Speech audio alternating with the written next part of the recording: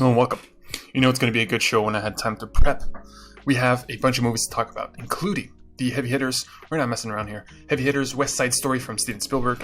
We have The French Dispatch from Wes Anderson. And then we're going obscure because I have 4 animated deep cuts. I'm talking... Oh, actually, we have Benedetta, which is a... man, you'll see. Very special 4 animated deep cuts. We're talking... Man, I got so many tabs. That's where the prep comes from. I got The King and the Mockingbird from 1956, which is crazy. Son of the White Mare from the 80s. I have Far From the Tree, which was the animated short that played before in Kanto, which I did not talk about. The Summit of the Gods, which is a new animated film on Netflix. Big deal. And then we're going to go into some body horror from David Cronenberg, a classic director. There was a festival, so I saw 3 of them. I saw The Brood, Videodrome, and Stephen King's The Dead Zone, which I did not know he made. And I think that is it. And within those subjects, we're going to explore some things. And I have 2 S-tier main events, baby. I have Jim Carrey proving he's still a legend at the Game Awards, talking about some stuff. Incredible stuff. If you like Jim Carrey, you will want to stick around. And I just got possibly one of the best hugs ever. Like straight up. So if you stick around, you'll see one of the best hugs you will ever see. So without further ado, let's start with some Steven Spielberg.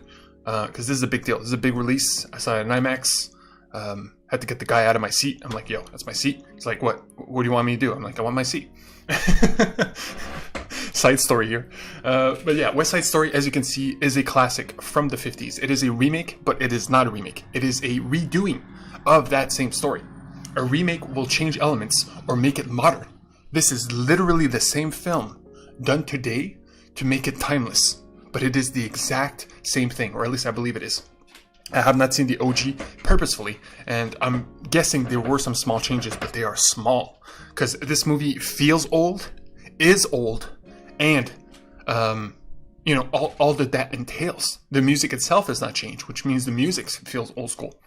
So if you're down for a very old school experience, this is fantastic. I believe it's set in the 20s or whatever, where racism, especially towards Puerto Ricans, were at an all-time high. So gang violence was at an all-time high. This movie is not fun. It starts kind of fun, and then there's highs and lows, of course. But trust me, it goes downer and downer to the point where it becomes a tragedy. It is well known that it is such. But myself, having not seen the original, could not... Man, I was surprised by how dark and depressing it really got. So yeah, it's fantastic. If you feel for some old school, but let me tell you, if you have man, it is so old school that is a flaw. You know what I mean? But it is beautiful, and it does capture it's a perfect redoing of that story. So in that sense, it's an 8 out of 10. The story is what holds it back. The fact that it is so old school is what holds it back, and that's pretty much it. The cast is perfect. The songs are good for the time. If they hold up today, that's up to you. But here's my point. In the Heights, which came out earlier this year, is just a reimagining of that same type of thing, where it's about that perspective. Puerto Ricans in West Side Story, in this case, it's all of those cultures. So Dominican Republic, Cubans, Puerto Ricans, everybody. And it's much more hopeful, it's much more fun, the songs are contemporary, it is extremely compelling, and it has everything. It has everything. This is top 10 of the year, and if you had to choose, it's an easy choice, because this one is sad and old school, while this one is new and uplifting. It is that simple. They both offer something different, but are similar in a way that I cannot keep it out of the conversation. It's very important to me that In the Heights get the love it so richly deserves. So that's West Side Story. You're going to chat periodically. This is The French Dispatch. I got something special for you guys. This is from Wes Anderson, one of the best directors working today, to the point where, if you are not into filmmaking, I would probably recommend the movies of Wes Anderson, just in general, any one of them, above most, because his style is so wholly unique that nobody else on earth, no other artist, no other director, can possibly make a film that is like Wes Anderson. He is wholly unique. And it's all about aesthetic. It's all about deliberateness. It's pretty crazy, because to describe it would be impossible. To watch one of his films would be to understand. And this is his newest one. It's called The French Dispatch. It's about a magazine and or a newspaper. What you're watching now is a supercut. I do have to shout out the creator, Richard Cousin, 39 subs. He did this supercut. clearly a fan, and you just like put all of his movies just to show you the deliberateness of his style and how unique it is. So to think about this one is, so it's a newspaper and a magazine. It's an insane cast. But the thing about it is that it literally breaks down 3 articles from said newspaper and makes a story out of it. And because it's 3 separate stories and the story of the newspaper itself, it is very episodic in nature, which means it's like 4 short films. All Wes Anderson, of course, and they all have like a kind of a through line, but they are not connected. You are not watching one big film. You are watching 4 episodes from a magazine that he wants to showcase. And that's where the flaw comes in. The first story is by far the best. It is incredible. It's about a prisoner artist who's literally a prisoner, and he paints stuff in the prison, and that goes out to the world, and then people get like infatuated with his art. It's like, oh my god, this prisoner that is like a crazy artist, etc., etc. Hilarity ensues. The stories that follow that one up are not as good. The only way you can follow perfection is with perfection, and unfortunately, if they literally just change the order, it would help the film tremendously, because you cannot help but slightly falter after that first story. It's not that they're not as good. It's just, no, that's exactly the point. They're not as good. But other than that, it's still a fantastic Wes Anderson film. It's an experience. It is something to be seen, to be, to behold, really. And for that, it's an 8 out of 10. If it were that first story alone, I swear to God, that first story with Benicio del Toro and Adrian Brody as the main actors, which are right here, middle, bottom, left. Benicio del Toro plays the crazy artist prisoner, and the cast is insane. As you can see, it's like 25 people, all of them you know, all of them you recognize. It's insane. But in terms of Wes Anderson, there are better films. But yeah, if you love him, trust me, this will not disappoint. 8 out of 10. Moving on. Plenty of stuff, baby. Benedetta, okay? Benedetta is a hard one to sell. Okay, it's very weird. In my opinion, let me show you. This is directed by Paul Verhoeven. This is very important to me. 83 years old, this man is. And it goes back to Quentin Tarantino saying that he's going to retire after his next film, because as the older you get, the worse you become. It is, in his opinion, that older directors falter in terms of quality. He is wrong. I have proven such with Ridley Scott. Just last show, I am proving this wrong with this show with Paul Verhoeven. Quentin Tarantino's in his 60s. You got directors like Clint Eastwood and Paul Verhoeven in their 80s and 90s that are still pumping out work that is as incredible as the things that defined them. But here's where it gets really special. Okay, Paul Verhoeven, the things that defined him are 80s and 90s machismo. It's one of the things I hate, actually, but his films are not about that. But they do encapsulate it. So you got Starship Troopers, which is a sci-fi ahead of its time film. Total Recall, which is a classic science fiction film with Arnold Schwarzenegger. You got RoboCop, which is well known. Hollow Man, which is a horror film from the 90s with the Invisible Man. Literally, the Invisible Man that I have on my back wall this whole time is in some ways a remake of that film. The point is, it has a lot of muscles, a lot of explosions, a lot of nudity. It looks down on the women, so to speak. So I'm going into this film with that knowledge, with that past. And I'm going in expecting, because I knew the story, it is about a lesbian nun inside a convent, right? That is the basis. And in my head, I'm like, okay, so this is a lesbian nun that will break it from within. This will be, a balls to the walls lesbian nun movie. But it's the opposite of that. It is extremely subtle, it is extremely beautiful, and it is extremely subdued in its romance and its beauty and its exploration of that topic, right? A lesbian nun inside of a convent. So much so that I would consider this a lesbian Brokeback Mountain. Brokeback Mountain is about manly cowboy falling in love with each other through work on the mountain. This is about the same thing, but with nuns. And this is where it gets crazy. The religious aspect is key to this story. Not only is it about, nuns, but it's about the power of belief. If you put the power of belief in one hand and you put your sexual desire in another, that is the crux of, any religious person. You have to hold it back, and it's a very hard topic to get into. Point is, power of belief is one of the things I most believe in. I am agnostic, and there is the perfect example of which in my entire life that made me change my mind completely on religious. This is what turned me from an atheist to agnostic, which is against God to I don't care about it in terms of like live and let be, you know? And that is Survivor. There was a season of Survivor, which is a reality TV show in which the competitors eliminate themselves through social voting, which means everybody else votes for each other. So whoever loses, everybody else agreed on to be kicked out. There's this guy named Dave. Dave, Survivor, look it up, you'll find it. He was like target number 1, which meant every week they wanted to vote him out. Every single week. And the only way he could survive was to win a physical challenge to gain immunity, which means you cannot be voted out. He won every single time. Man, it's weird because I'm getting emotional thinking about it, even though it's been like 5 years. He won every single time through his power of belief. You would see him pray. You would see him to survive, ask God to survive. And the crazy part is, he was target number 1, not for good reason. You know what I mean? He was a victim of lies and deceit. It's incredible stuff. Incredible stuff. And yeah, of course, you know, God did not help him win.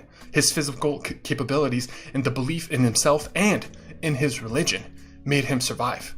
But it was incredible to see. In the same way, it is incredible to see in this film how much they mix those two things. And that is why not only is Benedetta an incredible success, an incredible proof that older filmmakers can not only do great films, but can change and make things that are above even what they are known for. He is known for machismo, and he created a masterpiece about lesbian nuns and about religion as a whole. That is as hard as it gets, and that is why Benedetta is not only a 10 out of 10, but one of the best movies this year. It's a hard ask, it's a hard sell, okay? But man, it does not get much better. It does not get much better. It's crazy. By the way, it has a 6.7 here, but let me show you. It is not like this movie is not well received. 85%, 89%. This movie has balls to the walls. The religious aspect is ingrained in the story, so much so that you cannot, you know what I mean? An atheist watching this film will be extremely hard for them because they're against it on principle. But let me tell you, if you surrender, like I always say you should, man, does this movie deliver in a big, big way, okay? So that's Benedetta. Dude, man, when I talk about movies I love, I gotta get it all out. You know what I mean? So let's go into some animation. Let's have fun here. Because let me tell you, The King and the Mockingbird. This is from 1956, I believe. The time of Snow White. This is one of the first animated movies ever. This is a French animated film. Here's where it gets crazy. I saw this movie with 100 kids. I cannot believe it myself because I went to go see this in a theater and in a cinema. And there was 100 kids, okay? And because there were so many kids, they had to wait to start the movie. So example, the movie starts at 4, they had to start at 4:15 because people were still coming in. And I'm saying kids here, but I mean families, of course. And the crazy part is 100 kids of all ages. In front of me, I had a little girl that was probably 5 and her little brother that was 6 or 7. And, you know, kids are rowdy. Kids are rowdy. Before the film, they were talking about, everybody's going crazy. It's funny because there was a piano in the corner that was covered up. And the kid right in front of me, he notices it finally, and he just screams out loud. He's like, oh my God, look, a piano. Like, it's like the craziest revelation he's ever seen. He literally had his mind blown that there was a piano in the corner of this room, you know? So in my head, I'm like, man, like they're going to talk over this movie. It's going to be horrible. Like it's an old movie. Old movie, okay? And let me tell you, not one peep. And you know that if a few kids made some comments, started talking, it would have created a wave, a domino effect that would have taken over this entire room. But nobody spoke. You know what that means? That this movie kept the attention of 5 to 15-year-old children, including me in that room, which, by the way, I was the first one gone. I was like, man, get me out of here. But that alone is such a victory. When else do you watch a movie with kids where they stay seated, they pay attention? Yes, there's rules. There's cinema rules, right? Their parents are like, please, kids, don't speak. You know, if you speak, it's gonna ruin it for everybody. Kids don't listen. Kids don't care. If the movie sucks, they will let you know. So there's no better. I could talk about the movie. It doesn't matter. Okay, it's an old movie from the 50s. If you love animation, watch it. You're seeing what you're seeing. It is what it is. There's some cool stuff, like there's an Iron Giant, which predates the actual movie. Look at this Iron Giant. Sick, man. It's crazy. It's incredibly well animated. It's fun. The point is, 100 kids love this movie as much as I did. And that is insane. So there you go. So that's The Mockingbird and The King. And because it is so old, you know, there's some slow scenes. It's so imaginative that it goes all over the place, right? So it's not coherent. but still, that's an 8 out of 10. That's a great animated film. If you love animated films, check it out. And your kids will not leave the room. And let's hit something else. Son of the White Mare. I saw this yesterday. The animation is insane. This is a Hungarian animated film from the 80s. I forget to check on chat in between. What up? I think we're good. 80s animated film. Crazy stuff. The animation is unique. Like, you will never see another film like this. It looks wholly... you look at it, right? Here's where it gets iffy.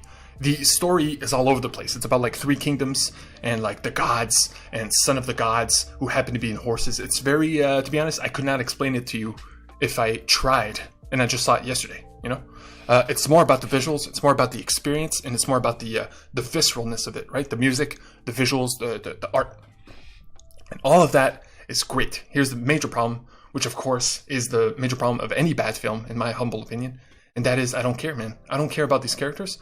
I don't care about what is happening, only because it is slightly misunderstood and somewhat badly told, because it is so old. I'm guessing it's one of the first Hungarian animated films ever, you know what I mean?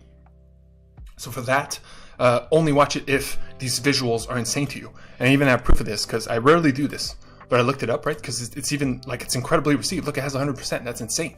That means nobody disliked it, especially this new release. Here's the thing. I saw this critic and I'm like, this is perfect. That's exactly how I feel. Come on now, get out of here. Okay, the lack of a strong emotional connection to any of the characters holds it back from masterpiece status. It holds it back for masterpiece status for her because she cares about the animation and the art style. But to me, it holds it back from being a movie you should see in the first place. If you do not care, what is the point? Beautiful animation notwithstanding. There is, I wouldn't recommend this, just on that alone. And to be honest, it's, forgettable other than the style. And by the way, I do want to show you the coolest part, which is the main character might have been the first Super Saiyan. Dragon Ball Z, known for Super Saiyans. You power up, you become this color, you become yellow. And I wouldn't be surprised if Akira Toriyama, the creator of Dragon Ball, watched this film and was visually inspired by the main character, being like, whoa, that's where Super Saiyan comes from. That is my guess. But this shows you iteration versus innovation. And there you go. And for that reason, that's a 6 out of 10. Because I do not care. But the visuals, again, incredible. People love it much more than I do. But again, yeah, it's the same thing with Dune. It's the exact same reason. Moving on.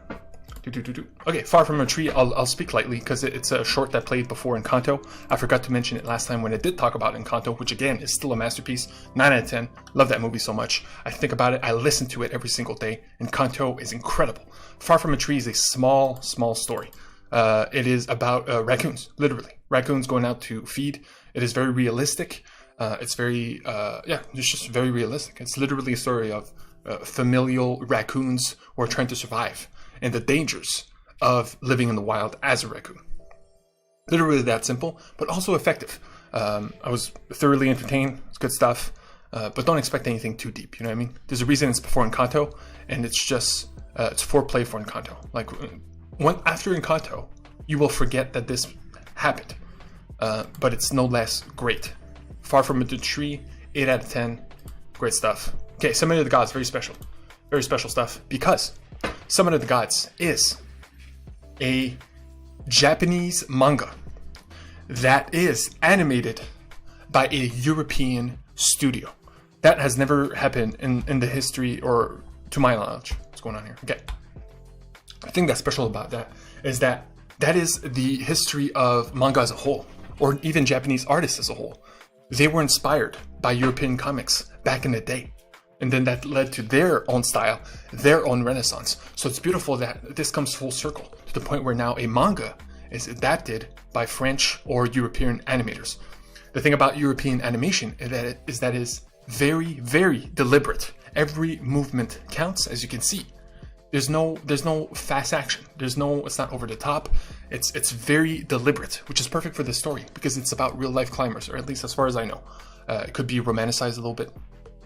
And it's all about, the price, right? And who are these people? Who are the people that will climb the highest peaks in the worst seasons? It's a competition. If everything is a competition, mountain climbing is a competition. Who can climb the highest mountain has been done 50 years ago. Now it's about who can climb the highest mountain in winter, who can climb the highest mountain alone. You know what I mean? All these things. And it doesn't shy away from the darkness that can happen through mountain climbing. It is an extremely mature story. It is extremely deliberate, and it's beautiful that way.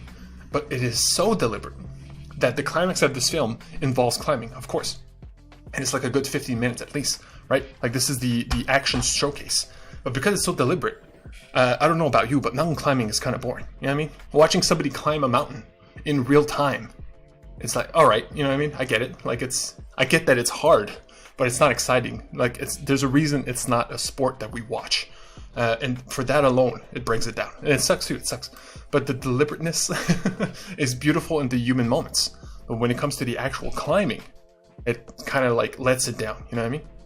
But it's no less a great film. It's on Netflix. It's easy to watch, easy to recommend, to be honest. If you're interested in the subject, and if you love animation, it's must see. It's literally Japanese influence European art brought to life. It's really cool. And for that, it's an 8. Okay, let's go to some body horror here. We're gonna get crazy. We're gonna get crazy. So there was a David Cronenberg festival at my local cinema. Man, I'm lucky. And so I looked them up, and I'm like, okay, I'm only gonna watch the best ones. You know, I'm not gonna waste time. There's 21 movies here. You know what I mean? At some point, you gotta make some hard choices. So top 10. So number 10, Videodrome. Number 9, The Brood. Right? So I went to go see those two. This is where it gets interesting. Number two, The Dead Zone. Okay, I say this because The Dead Zone is one of the least known. To be honest, I never even knew this existed, and it's a big Stephen King adaptation. It's one of the most well-received ones at that. Number 1 is The Fly, by the way, which is obvious. People know this. 2 of his most recent films that are well-known, A History of Violence and Eastern Promises, are way up high. And I want to show this because I love proving this point, and it always happens. And look at this, at number 4 in between, Fast Company from 1979. No one knows this film. Why is it here? Why is it number 4? It's because of the percentage and not its quality. I want to prove this right here. Okay, A History of Violence. A History of Violence is technically lesser than, just because on the list it's ranked lower. But again, it's all about percentage. You click on the score, 7.9 out of 10 average rating. Very important, very important. This one, higher percentage, 6.6 out of 10. This has always been my point. Always click on the tomato. It doesn't matter that it's 100%. Son of the White Mare, just earlier, had 100%. But if you click that score, it has like an 8 average. But this is crazy. The fact that it's number 4 here shows you that this website is somewhat broken, because if in their right mind, it should have been like not even cracking the top 15 in terms of score. 660 is low as hell, but a 6 is all you need to have a positive score. I just wanted to prove that once more. Okay, it's very important to me. So yeah, let's get into it.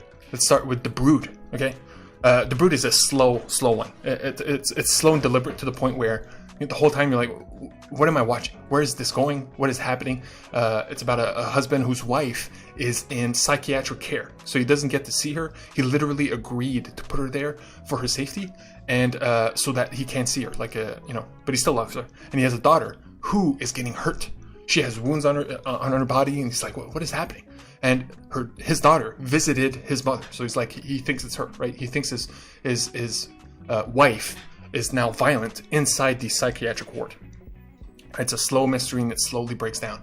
But the last 15 minutes are incredible. Like, incredible. If the last 15 minutes of Summit of the Gods is boring because they're mountain climbing for 15 minutes, this is incredible because it goes all out, balls to the walls, throws everything in your face, throws all the information you want on top of high stakes, you know? It's crazy how good those last 15 minutes are, considering you suffered through everything else. For that, it's a 7. It's a good movie. I would recommend it to fans of horror, but you got to work to get there, man. You got to trudge through some, boring conversations and whatnot. But the body horror also nailed. This was the first one I watched, so now I knew what I was getting in for. David Cronenberg is known for his body horror. He is known for delivering incredible practical effects. He didn't do the Thing, but they're one and the same. If you told me David Cronenberg directed the Thing, I would believe you. Videodrome is a perfect example of which has like crazy posters.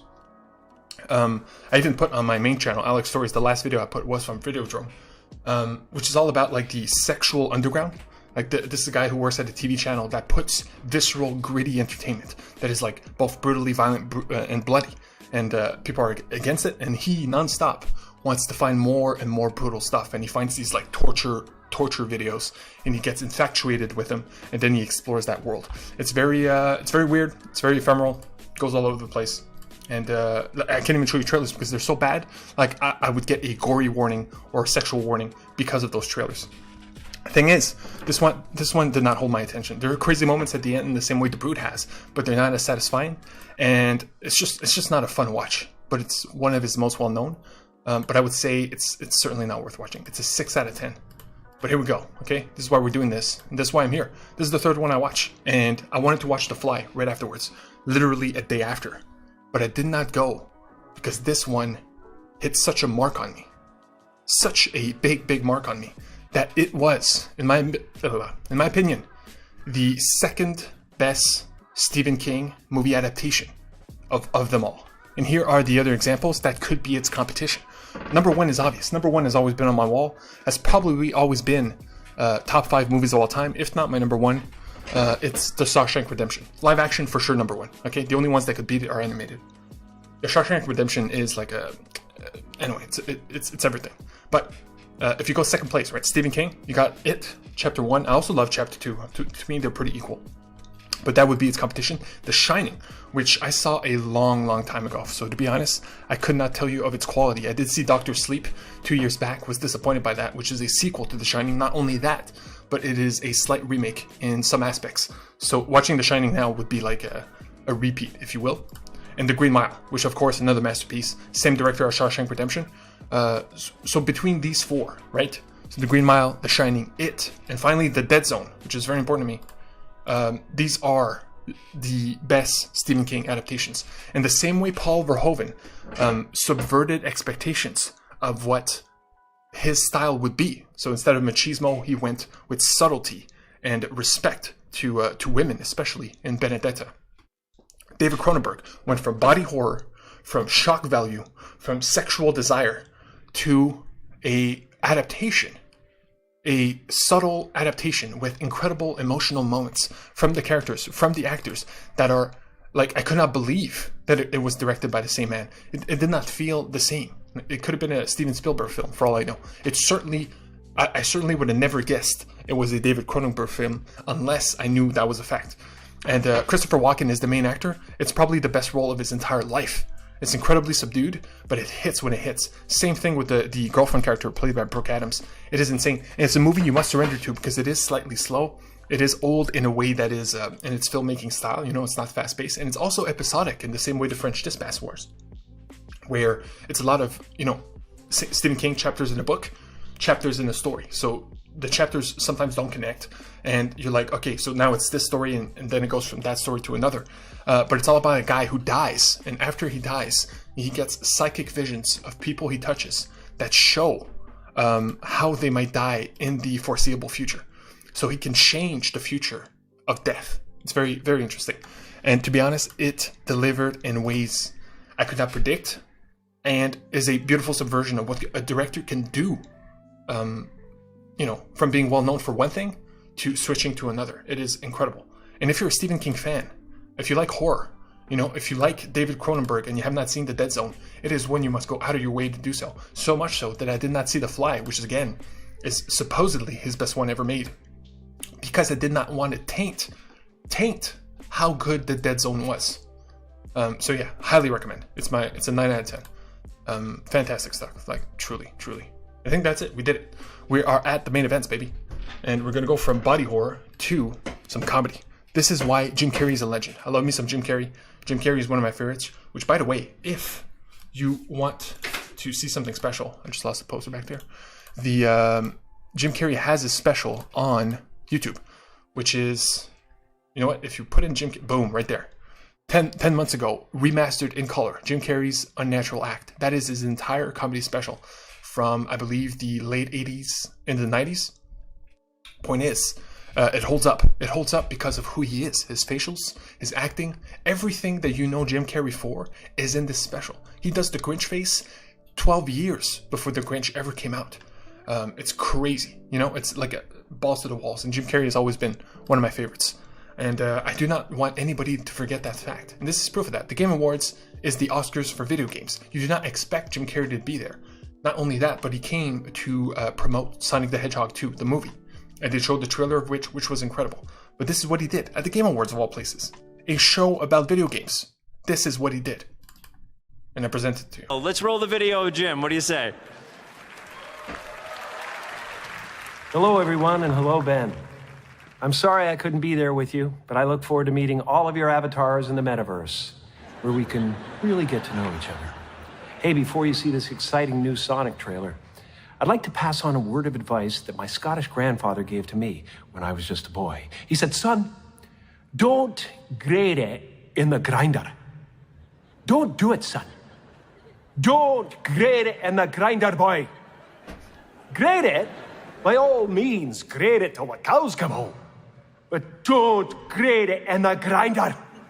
And then to drive the point home, he put his hands around my neck and he squeezed real hard and he said, don't do it, son!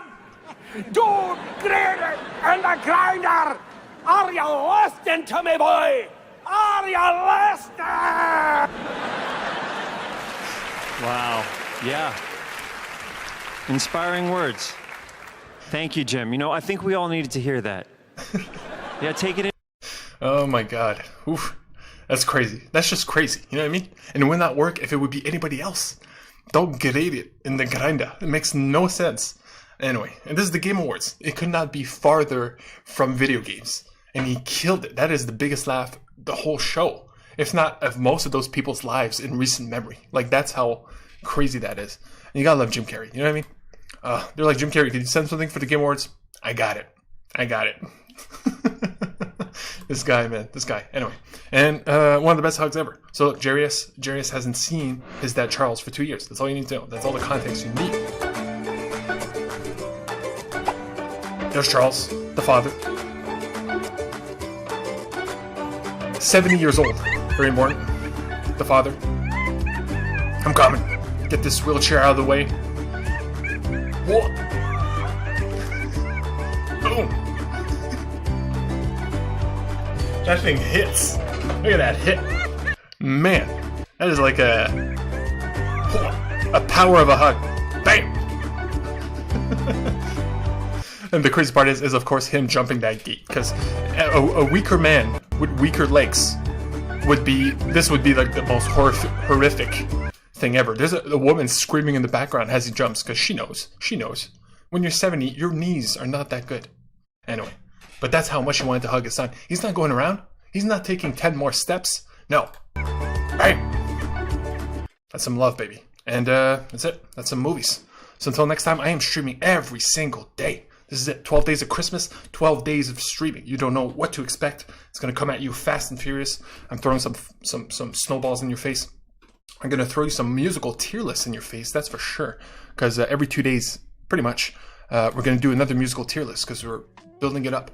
And I'm slightly disappointed because let me be honest here. COVID hit very hard right now. And tomorrow, literally tomorrow, I was supposed to go see 2 masterpieces of the year in the best seat possible in IMAX. I was supposed to go see Spider-Man No Way Home, Nightmare Alley, back to back. And they literally shut down the cinemas today.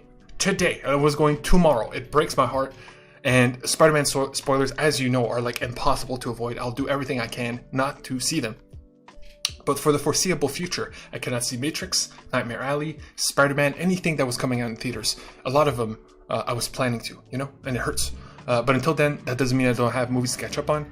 Doesn't mean I don't have anything to talk about. Trust me, it will all be coming and will all be great. So stick around, and I will see you on the next show.